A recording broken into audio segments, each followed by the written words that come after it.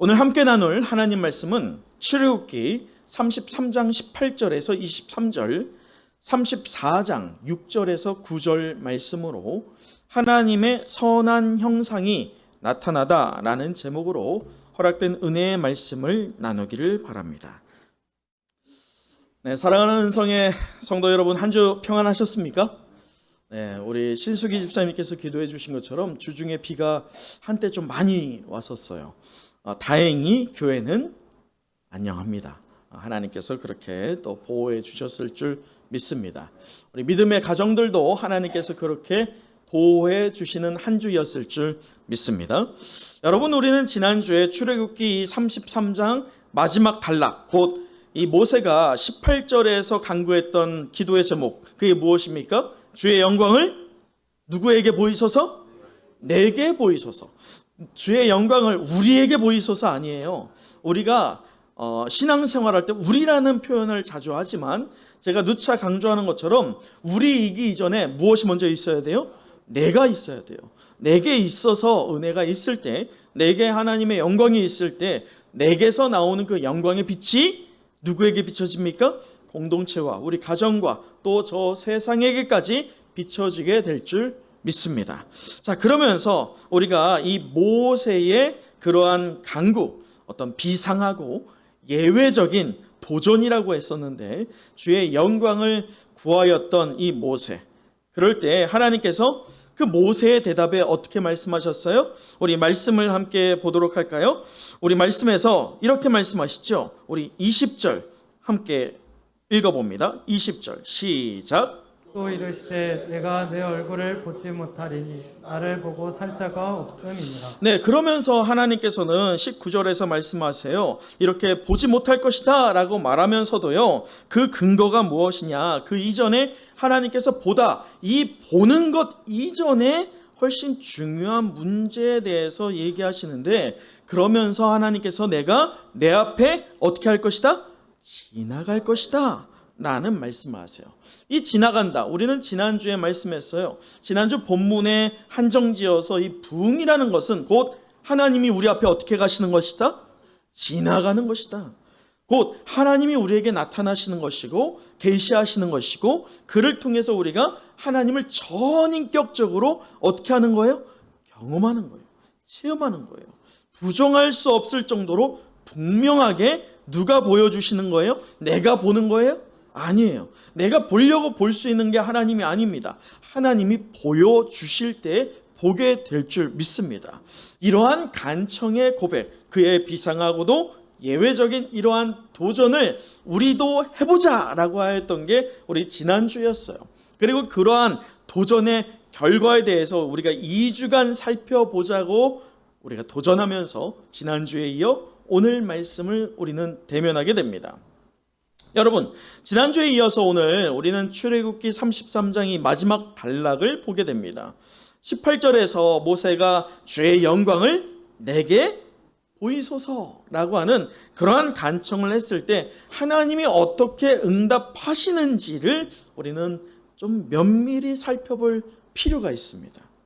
자, 그러기 위해서 오늘 본문의 말씀을 좀 더 깊게 천천히 살펴봐야 할 필요가 있을 것 같아요.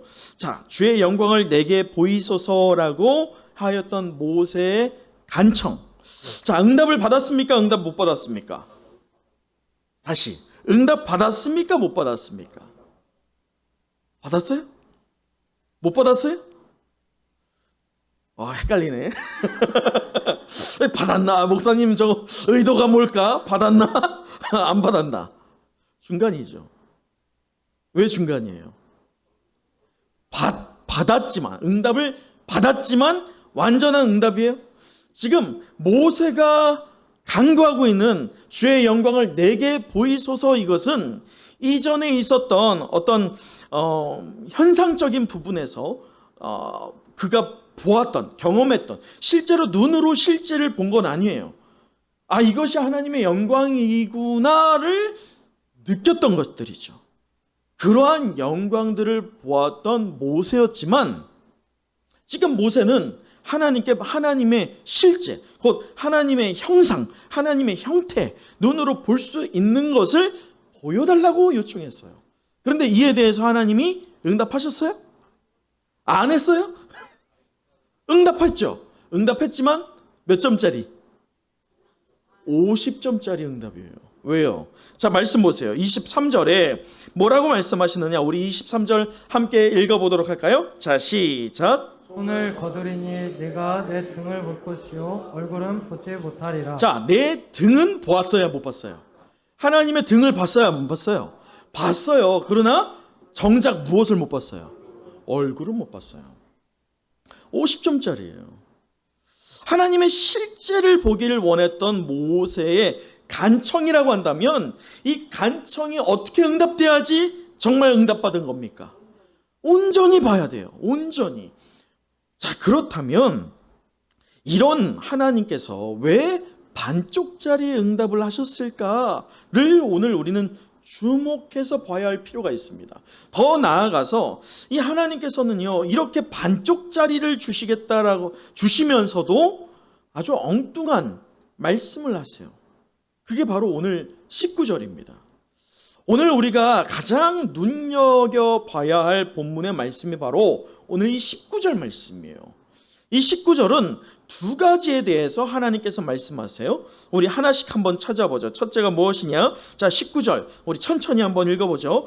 여호와께서 이르시되, 자, 여기까지는 주님이 하나님이 말씀하신 거예요. 그 다음에 첫째가 나옵니다. 내가 내 모든 어떤 것을? 선한 것을 어떻게 하겠다?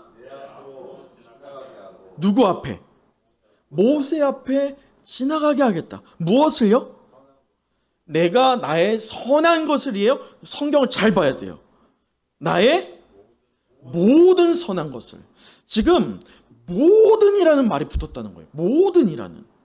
그런데 이 말씀에서 어쨌든 첫째는 나의 모든 선한 것을 내 앞에 지나가게 하겠다라는 말씀을 하세요. 그리고 두 번째가 무엇입니까? 우리 말씀을 또 계속 이어서 보면 여호와의 이름을 내 앞에 무엇하겠다? 선포하겠다 라고 하는 두 번째 말씀을 하십니다. 자, 이러한 말씀을 할 때에 그렇다면 이 말씀과 여러분 23절 곧 하나님이 내 온전한 모습을 볼 거야 라고 말씀했어요? 모세가 온전한 모습을 봤어요? 아니었죠. 몇 프로 응답이었어요? 50% 응답이었어요. 이 인과관계가 끊어진다는 거예요. 19절에 말씀을 했다면 내 앞에 지나가게 하겠고 나의 이름을 너에게 선포하겠다라고 했다면 하나님은 어떻게 보여줘야 되는 거예요? 어떻게 응답해야 되는 거예요? 온전한 100%의 응답을 해야 되는데 이 인과관계가 깨져 있는 거예요. 19절 말씀이 다소 이 흐름과 좀 달리하고 있습니다. 그래서 이 19절 말씀을 왜 하나님이 이 말씀을 굳이 하셨을까를 우리는 눈여겨보면서 왜 이러한 응답을 하셨는지를 오늘 우리에게 도전해보는 시간 갖기를 소망합니다. 자, 그러면서 우리는 그 첫 번째 되는 19절에서 그 두 가지 중에 첫 번째 되는 내 모든 무엇을? 선한 것을 내 앞에 지나가게 하겠다. 이것에 대해서 먼저 살펴보도록 하겠습니다. 자, 여기서 여러분 한번 이미지로 한번 생각을 해보세요. 여기서 하나님의 선한 것이 무엇일까요? 네? 한번 고민해 봐야 돼요. 성경은 하나님이 선한 것을 보여주시겠대요. 이게 뭘까요? 여러분 선하다라고 할 때면 이것을 어떻게 여러분 받아들이겠어요? 선하다. 아, 참 선하게 생겼네. 이거 어떻게 해석할 수 있어요? 아, 우리 유영준 집사님 참 선하게 생기셨습니다. 이거 어떻게 우리가 표현할 수 있어요? 풀어볼 수 있어요? 네? 네? 옳다. 아, 참 올곧다. 그것도 맞죠. 또 이런 것도 되겠죠. 아, 선하다. 우리가 선하다 할 때 특히나 요즘에는 안 하지만 미스 코리아 진선미 할 때 그 선. 그 선, 그게 뭐예요? 착하다. 그리고 또 아름답다. 이러한 표현으로 우리가 생각할 수 있어요. 그래서 하나님의 모든 선하심을 우리가 그냥 어렴풋이 해석해 보면 하나님께서 어떤 착한 것, 하나님께서 우리 인간적인 생각에서 보았을 때 아름다운 것들, 그것을 하나님이 너에게 다 보여줄게, 이렇게 해석할 수 있지만 실상은 그 단어가 아니라는 거예요. 여기에서 하나님께서 모든 선하심이 결국은 무엇이냐면 하나님의 궁극적인 목표가 담겨져 있어요. 그래서 이 첫 번째 명령, 첫 번째 응답, 곧 나의 모든 선한 것을 내 앞에 지나가게 하겠다, 여기에는 하나님의 특별한 목적이 담겨져 있습니다. 그 특별한 목적이 무엇이냐? 바로 하나님의, 저를 따라해 보세요. 하나님의 속성, 하나님의 성품, 그게 선하다는 거예요. 하나님의 속성과 하나님의 성품이 우리에게 있어요, 없어요? 있죠. 왜 있어요? 하나님의 무엇으로 만들어졌어요? 형상으로 만들어졌잖아요. 여러분, 그 어떤 생명체도 사람을 제외하고는 하나님의 모양과 형상을 닮은 자가 있어요? 없어요. 더 나아가서 하나님께서는 어떻게 보면 동물도 흙으로 지었어요. 사람도 흙으로 지었죠. 근데 모양과 형상이 좀 다를 수 있지만 저 세상 사람들이 얘기하는 것처럼 침팬지나 원숭이를 생각해 보자고요. 어떤 교집합으로 보자면 원숭이와 우리가 비슷한 부분이 있어요, 없어요? 있잖아요. 그러면 만약에 우긴다라고 할 때 그 원숭이도 하나님의 형상이 있을 수 있어요, 없어요? 있을 수 있어요. 우리 말고 저 세상에서 볼 때 말이죠. 그런데 하나님은 모양과 형상 외적으로 특별한 것을 인간에게 허락해 주셨습니다. 그게 뭘까요? 그게 뭐예요? 생기예요, 생기. 하나님께서 그 코에 무엇을 넣어줬어요? 생기를 넣어줬어요. 그 생기가 뭐냐면 바로 그게 성령이에요. 영이에요, 영. 하나님께서 우리를 창조하실 때 이미 하나님의 속성이 우리에게 내재되어 있다는 거예요. 할렐루야. 그러기에 우리가 하나님의 자녀라고 우리가 스스로 고백하고 그렇게 신앙생활할 때면 우리는 저 세상에게 하나님의 모습과 하나님의 성품과 하나님의 속성을 드러낼 수 있다는 거예요. 무엇으로? 우리의 말로? 아니죠. 우리의 삶의 자리에서 자연적으로 드러낼 수 있다는 거예요. 그게 하나님이 자녀된 저와 여러분에게 주신 특권일 줄 믿습니다. 그런데 문제는 하나님께서 이 모양과 형상을 닮은 우리 사람에게, 우리 성도에게 잃어버리고 있는 것을 다시 한번 도전하고 있다는 거예요. 그게 뭐냐면 하나님의 속성, 하나님의 속성과 하나님의 성품, 그것을 보여주겠다. 그게 선하다라는 것입니다. 자, 그런데 우리가 참고하고 있는 책, 마틴 로이드 존스 목사님은 이러한 모세가 간청하고 있는 것에 인과관계가 없는 것처럼 하나님께서 다소 엉뚱한 대답을 하고 계시는데, 이에 대해서, 그 이유에 대해서 좀 흥미로운 것을 말합니다.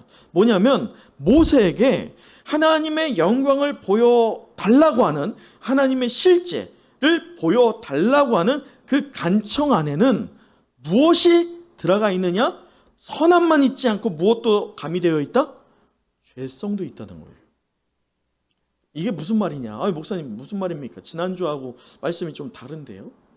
우리도 하나님의 영광을 보기를 원하는데 그러면 이게 죄 때문입니까? 라고 해석할 수 있는데 이것을 이렇게 볼 수 있어요. 자, 여러분, 출애굽기 3장을 한번 보시겠어요? 출애굽기 3장에 이 모세가 하나님과 첫 조우할 때, 대면할 때 어떤 형상 가운데 만났느냐? 3장 2절을 함께 보도록 하죠. 3장 2절입니다. 우리 함께 읽어봅니다. 시작. 여호와의 사자가 떨기나무 가운데로부터 나오는 불꽃 안에서 그에게 나타나시니라. 그가 보니 떨기나무에 불이 붙었으나 그 떨기나무가 사라지지 아니하는지라. 자, 문제는 하나님께서 저 떨기나무에 사라지지 않는 불을 보여주십니다. 그런데 이 불을 보았던 모세가 어떻게 반응하느냐? 3절 보세요. 이에 모세가 이르되 내가 돌이켜 가서 이 어떤 광경? 큰 광경. 큰 광경이라고 하면 어떤 광경을 말합니까? 큰 광경이라면 여러분이 이거 큰 광경이네 라고 말한다면 그 광경은 어떤 광경입니까? 어찌 보면 지금 놓치면 다시는 볼 수 없는 그런 광경이겠죠. 장관이네 라고 말하기도 하지만 그 장관보다도 훨씬 더 높은 차원의 큰 광경이 때때로 있습니다. 오늘 모세는 그 큰 광경을 보면서 뭐라고 하고 있느냐? 3절을 계속 보면 그 큰 광경을 무엇하리라? 보리라 라고 하고 있어요. 보리라 라고 한다는 것은 지금 현재 모세가 처음으로 그 떨기나무의 불을 보고 있을 때면 그 불이 모세와 거리가 있어요, 없어요? 있다는 거예요. 어느 정도 거리가 있어요. 저 멀리서 보이는 거예요. 그런데 모세가 지금 그 큰 광경을 보기 위해서 어디로 가고 있는 겁니까? 떨기나무로 가고 있는 거예요. 하나님의 영광을 보기 위해서였어요? 아니었어요. 무엇을 보기 위한 겁니까? 큰 광경을 보기 위함이었어요. 이것을 그대로 오늘 말씀에 끌고 와 보면 하나님께서 근데 그 큰 광경을 보려고 왔던 모세에게 명령한 첫 번째가 뭔지 아세요? 내 발에 신을 벗어라. 큰 광경을 보러 왔는데 하나님께서 내 발에 신을 벗어라 라고 명령하신 이유가 뭡니까? 그렇죠, 맞아요. 내가 거룩한데 네가 어찌 그 더러운 발로 이렇게 오느냐? 너는 그 죄의 어떤 요소를 제거하고 엎드려져라 라고 하는 하나님의 의지가 담겨져 있어요. 자, 여기에서 잘 보세요. 하나님께 나온 거예요. 처음에 모세가 뭘 보고 온 거예요? 큰 광경을 보고 온 거예요. 그럴 때 하나님께서는 내 발에 신을 벗으라 라고 하면서 모세에게 무엇이 있음을 깨닫게 하셨습니까? 죄가 있음을 깨닫게 했어요.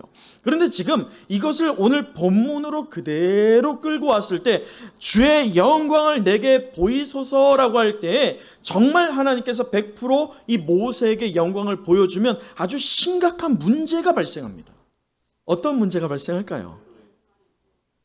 맞아요. 말씀에서는 죄로 인해서 죽는다고 그래요. 하지만 이것보다 이것을 내재한 채 이것은 당연한 것이고 이것 안에서 우리가 유추해 볼 수 있는 아주 심각한 문제가 생깁니다.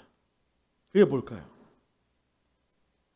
자, 보세요. 지금 우리가 33장이에요. 다시 한번 오늘 본문으로 돌아와 보세요. 33장. 이것이 참 위대하고 비범한 내용이 담겨져 있는 성경이라고 했습니다. 33장이 비범한 장일 수밖에 없는 것은 이 앞서 어떤 사건이 있기 때문이에요? 32장에 금송아지 사건이었어요. 지금 금송아지를 섬기던 자들이 하나님을 알아가면서 떠나간 하나님의 임재와 떠나가겠다라고 했던 동행하지 않겠다라고 하는 하나님의 동행하심과 그리고 하나님께서 지금 모세와 함께 하시며 영광을 보여주고 계시는 이러한 것을 통해서 하나님의 자녀됨의 권세를 회복하는 과정이 33장이기 때문에 위대하다고 했습니다. 그런데 이렇게 위대한 그 점진적인 과정의 그 처음의 문제가 뭐였어요? 32장에 금송아지 사건이었어요. 자, 금송아지 사건으로 겨우겨우 하나님의 은혜의 방편으로 회복되어 가고 있는 이스라엘입니다. 떠나간 하나님의 임재도 돌아왔고 또 함께하지 않겠다라고 했던 하나님이 동행하겠다고 하고 또 영광을 보여주는 과정까지 있습니다. 그런데 여기에서 하나님의 영광이 온전히 100% 모세에게 보여졌을 때는 어떤 문제가 생기느냐? 지금 하나님이 영광을 보여주는 거예요? 모세가 영광을 보는 거예요? 다시 모세가 영광을 보려고 해서 보는 거예요? 하나님이 영광을 보여주기 때문에 보는 거예요? 지금 하나님께서 처음으로 모세와 만날 때 하나님께서 보여주셨던 그것을 하나님의 영광의 임재가 맞습니까? 아닙니까? 떨기나무가 맞잖아요. 근데 모세는 그때 그게 하나님의 영광인 줄 알았어요? 몰랐어요? 무엇으로 봤어요? 큰 광경. 지금 모세가 그렇다면 주의 영광을 구하는 것도 자칫 무엇이 될 수 있어요? 큰 광경이 될 수 있어요. 자, 그렇다면 그 큰 광경을 보게 된 이가 높아집니까? 큰 광경을 보여준 이가 높아져야 됩니까? 우리는 알잖아요, 답을. 보여준 이, 곧 누구예요?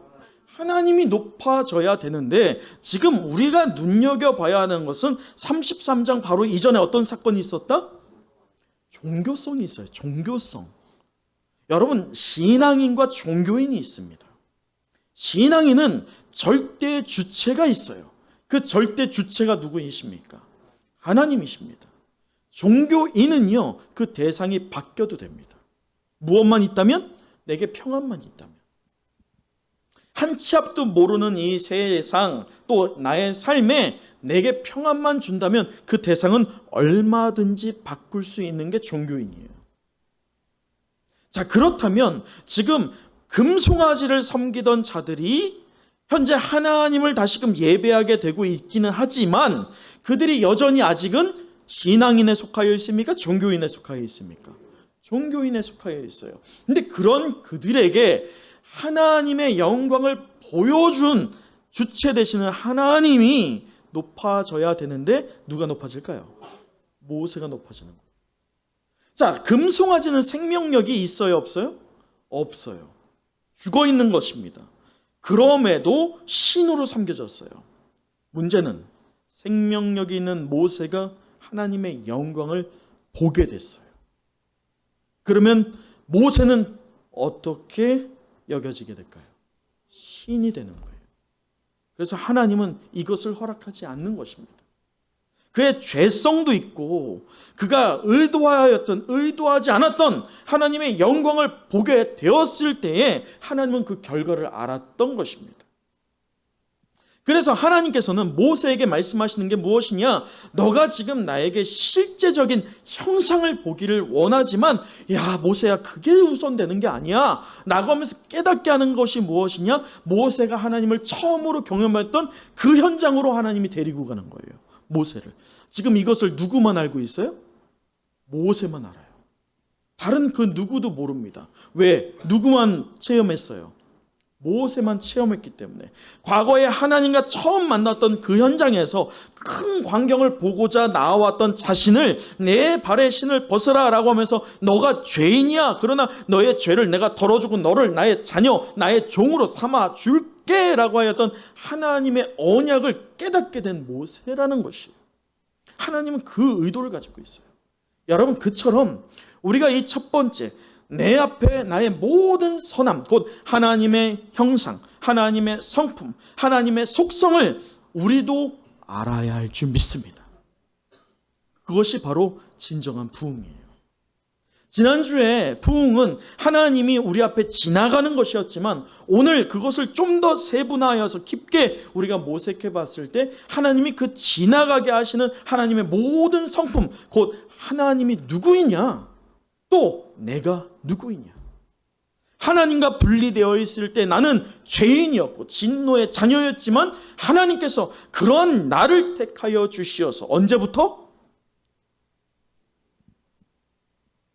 태초 이전부터 이미 예정을 하셨어요. 그러한 하나님의 은혜를 모세가 보게 되었을 뿐만 아니라 오늘 저와 여러분도, 우리 은성의 모든 영가족들도 보게 되기를 간절히 소망합니다. 자, 그러면서 오늘 말씀을 보세요. 그럴 때 제가 요즘에 우리 생명의 삶을 하고 있는데 그 생명의 삶에서 수업 중에 한 내용 중에 하나를 잠깐 말씀을 드리면, 여러분 오늘 이렇게 빈자리가 있어요. 여러분 오늘 제가 두 눈 질끈 감고 이 사역을 제가 목숨 걸고 하면 이 교회의 빈자리는 없어질 뿐만 아니라 교회는 커질 것입니다. 다시 말하지만 이것은 부흥과 상관이 있어요, 없어요? 성경적인 부흥, 우리가 지금 맥락을 따라가고 있는 성경적인 부흥은 숫자가 느는 것도 교회가 커지는 것도 아닙니다. 성경적인 부흥은 하나님과 나의 관계가 무엇인지를 아는 것, 거기에서 시작합니다. 그런데 이것을 뒤로 하고 다른 사역, 곧 이 사역을 목숨 걸고 할 때면 교회는 숫자가 반드시 늘어날 수밖에 없는 사역이 있어요. 혹시 그 사역이 뭔지 아세요? 커지고 있는 교회들 있죠. 기하급수적으로 갑자기 반드시 이 사역을 합니다. 대부분 이 두 가지 사역인데요. 하나는요, 성령 사역이에요. 성령 사역이 뭐냐? 곧 은사 중심의 교회의 사역을 말합니다. 곧 제가 은사 중심 사역을 하게 되면요, 두 가지 형태가 따라옵니다. 하나는 축복이에요. 다시 말해, 오늘 이 교회 가운데 충성되게 봉사하시고 헌신하시고 헌금 많이 하는 분들 하나님의 축복이 있을지어다 라고 하는 축복이 있습니다.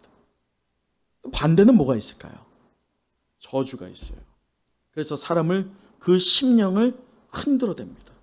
위기를 조장해서 너 그러면 하나님이 심판할 거다. 네 생명, 네 자녀들 하나님께서 가만 내버려 두지 않을 것이다. 겁박합니다. 성경 어디에 그런 게 있어요?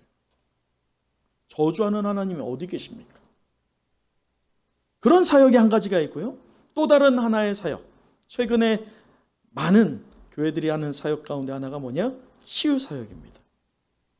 심리적인 것, 육적인 고통, 영적인 부분, 그것에 대해서 치유할 때 무엇으로 내쫓습니까? 베드로가 성전 미문에 있는 거지를 향해서 어떻게 외칩니까?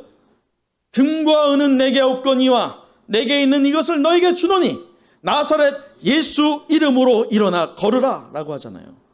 근데 치유하는 교회에서는 나사렛 예수가 없어요. 누가 있을까요? 치유를 하는 자만 있습니다.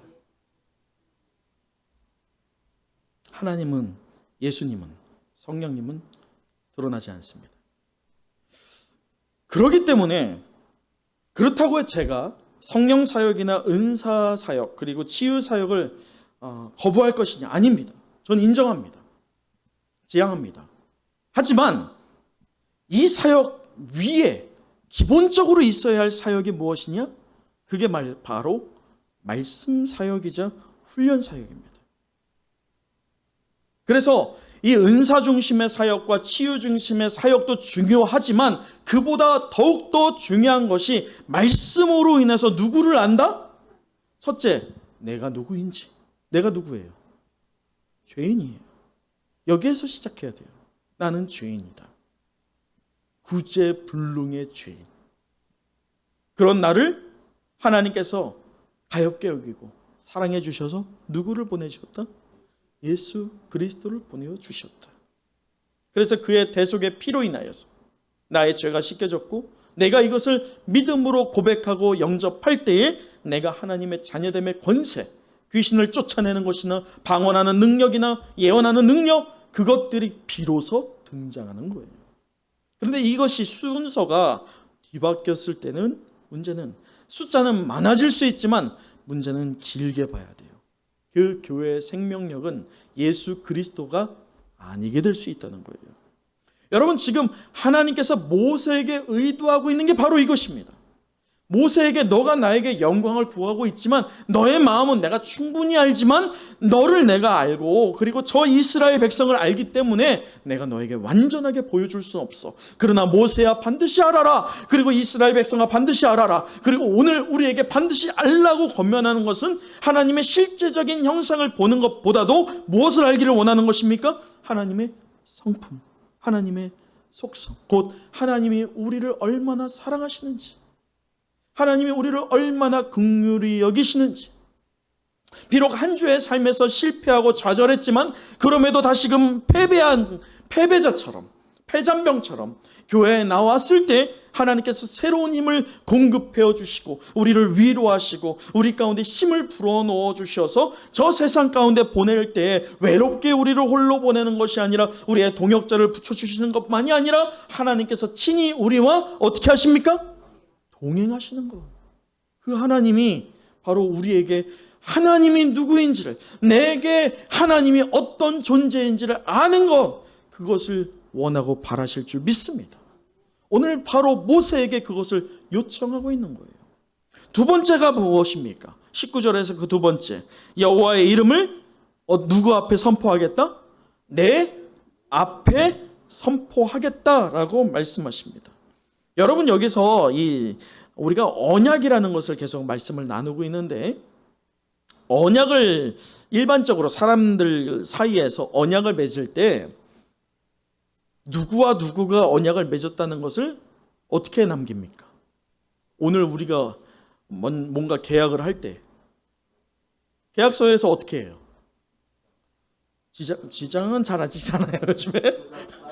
사인하고, 그리고 특히나 부동산 같은 경우는요, 그냥 도장 찍어요? 인감 도장 찍죠. 인감은 그래서 누구에게 함부로 주면 돼요, 안 돼요? 안 되잖아요. 왜요? 인감 자체가 누구를 증명합니까? 나를 증명하기 때문이에요. 인감은 아무한테도 주면 안 되는 거예요. 이에 대해서 제가 나중에 할 말이 있지만, 저는 한번 누구에게 아무나 준 적이 있습니다. 큰일 날 뻔했었는데, 이건 나중에 제가 말씀을 드릴게요. 어쨌든 하나님께서 이렇게 인감처럼 뭔가를 드러낼 때 이름이라고 하는 것을 하나님께서 여기에서 보여주는 것은 선포하겠다. 이것은 이름을 나타내겠다. 내가 하나님됨을 너에게 보여주겠다라는 것을 말씀하는 것입니다. 여러분, 출애굽기 34장 우리 6절에서 7절을 보면 하나님께서 그러한 맥락에서 모세에게 말씀하고 계시는데, 우리 34장 6절 7절 함께 읽어보도록 하죠. 6절 7절 시작. 여호와께서 그의 앞으로 지나시며 선포하시되 여호와라 여호와라 자비롭고 은혜롭고 노하기를 더디하고 인자와 진실이 많은 하나님이라. 인자를 천대까지 베풀며 악과 과실과 죄를 용서하리라.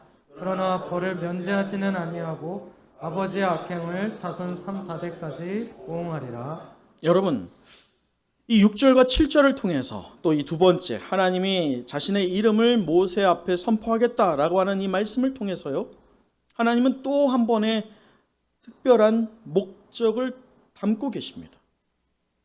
6절과 7절을 자세히 보세요. 6절을 보면 하나님은 어떤 하나님이십니까?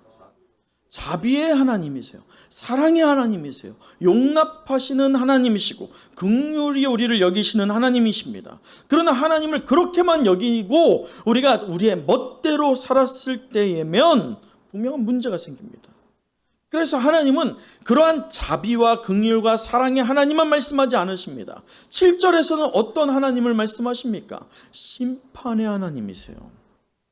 곧 6절과 7절을 통해서 하나님의 이름을 모세에게 보여주고 있는 것이 무엇이냐? 곧 하나님은 공평하신 하나님이세요. 공의의 하나님이세요. 내가 좀 믿음을 소유했다고 그래서 지금 여러 이유 때문에 잠시 나 교회 쉽니다. 여러분, 하나님은 이것을 이해하지 않으십니다. 내가 믿음이 있으니까 나는 저 믿지 않는 사람과는 좀 차이가 있겠지. 하나님이 나를 좀 더 긍휼히 여기시겠지. 아니요, 그건 우리의 착각입니다. 하나님께서는 공의의 하나님을 모세에게 알게 하십니다. 모세에게 깨닫게 하십니다. 내 발의 신을 벗으라라고 하였던 그 하나님께서 스스로를 뭐라고 하느냐? 나는 스스로 있는 자다라고 하면서 하나님의 속성을 말씀하시면서 그 죄가 없으신 하나님, 그러면서도 죄인을 자녀로 삼으시는 하나님을 모세에게 친히 경험케 하신 하나님이 다시 한번 모세에게 깨닫게 하시고 있는 것입니다. 여러분, 이처럼 우리가 오늘 이 본문의 말씀에서 하나님의 성품과 하나님을 그 속성을 깊이 이해하기를 도전하는 저와 여러분 되길 간절히 축원합니다. 어떻게 하면 하나님을 좀 더 알 수 있을까? 어떻게 하면 하나님께서 나에게 뭘 말씀하시는지, 내가 지금 하고 있는 생각과 내가 살고 있는 이 삶의 방향과 그리고 내가 맺고 있는 이 관계가 하나님이 보시기에 맞는지, 우리는 하나님의 성품 안에서 도전하면서 점검해야 할 필요가 있다는 것입니다. 오늘 말씀을 마치겠습니다. 오늘은 지난주에 이어서 모세가 간청한 주의 영광을 내게 보이소서라고 하는 이 기도가 얼마나 위대한 기도였던지, 그리고 오늘 말씀에서는 그러나 하나님께서 왜 그 기도에 온전한 답을 허락하지 않으시고 또 무엇을 응답하고 계시는지를 살펴보면서 하나님의 선한 형상이 나타나다라는 제목으로 은혜의 말씀을 나누었습니다. 우리 마지막으로 34장 8절과 9절을 읽어보도록 하겠습니다. 8절 9절이에요. 시작. 모세가 급히 땅에 엎드려 경배하며 이르되 주여 내가 주께 은총을 입었거든 원하건대 주는 우리와 동행하옵소서. 이는 목이 뻣뻣한 백성이니이다. 우리의 악과 죄를 사하시고 우리를 주의 기업으로 삼으소서. 여러분, 지금 가시적인 형상을 보는 것, 주의 영광을 보는 것보다도 더 본질되는 하나님의 성품과 하나님의 속성이 왜 중요한지를 비로소 다시 한번 깨닫게 된 모세가 어떤 반응을 보이고 있습니까? 오늘 말씀의 8절 보세요. 어떻게 하고 있어요? 땅에 그냥 엎드립니까? 급히 엎드립니다. 그 얘기는 깨닫자마자 아, 그렇구나, 내가 잊고 있던 하나님이 바로 이러한 분이셨지를 깨닫자마자 그는 그냥 그 자리에서 엎드려집니다. 그 주위에 누가 있든 상관치 않았어요. 중요하지 않았어요. 하나님과 자기의 사이만 중요할 뿐이었습니다. 여러분, 이처럼 모든 하나님의 거룩함을 경험한 사람들은요, 하나님의 속성, 하나님이 나와 어떤 관계에 맺고 계시는지, 또 예수 그리스도를 우리에게 왜 허락하셨는지를 몸소 체험하는 그 현장마다 동일한 현상이 있었어요. 하나님 앞에 급히 엎드려졌습니다. 그것을 깨닫는 그 순간 말이죠. 여러분, 바로 오늘 우리가 도전해야 할 부흥이 바로 이것이에요. 하나님께 우리가 어떤 존재인지, 내가 얼마나 큰 은혜를 입었는지를 알면서 다시 한번 깨달으면서 도전함으로 하나님께 엎드려지는 것, 그것이 우리가 오늘 소망해야 할, 또 우리가 사모해야 할 부흥일 줄 믿습니다. 여러분, 모든 부흥의 현장에서는 이랬어요. 그렇게 우리는 잊지 말아야 됩니다. 하나님이 우리에게 어떤 분이신지 다시 한번 분명하고 명확하게 깨닫고 입술로 시인하고 고백하고 선포하는 우리가 될 때예요, 하나님께서 우리에게 은혜의 단비를 허락하여 주실 줄 믿습니다. 내 삶에 먼저 하나님의 은혜의 충만함을 더하여 주시고 내게서 충만하다 못하여서 흘러 넘치는 은혜가 우리의 가정에게 흘러가게 되기를 소망합니다. 또 우리의 가정이 또 그렇게 하나가 되어서 신앙 공동체와 신앙의 명문 가정으로 하나님께 온전히 쓰임 받을 때 우리의 가정의 각 구성원들이 하나가 합심되어 몸된 교회를 통하여서 신앙이 더해져 갈 때 분명히 저 세상은 우리를 통해서 하나님의 영광을 바라보게 될 줄 믿습니다. 그것이 우리가 소망해야 할 부흥이라는 것입니다. 오늘 말씀에 모세에게 가시적인 형상으로 주의 영광을 보는 것보다도 본질을 보여주셨던 하나님께서 우리에게도 본질을 구하라고 요청하십니다. 여러분, 우리의 신앙의 본질은 바로 하나님을 아는 것입니다. 하나님을 아는 지식이 우리에게 충만하여 지기를 축복합니다. 또 하나님이 아는 그 지식을 통해서 나만 독식하는 게 아니라, 나만 잘 믿으면 되지가 아니라 우리 주변에 주저앉은 성도들, 방황하고 있는 성도들, 또 아직 믿음이 있지 않은 그들을 향하여서 우리의 담력을 얻어서 사랑의 손길로, 내가 받은 사랑이 있으니까 그 사랑을 흘려보내야죠. 그렇게 흘려보낼 때 분명한 선하고 아름다운 열매가 맺어지게 될 줄 믿습니다. 기도하겠습니다.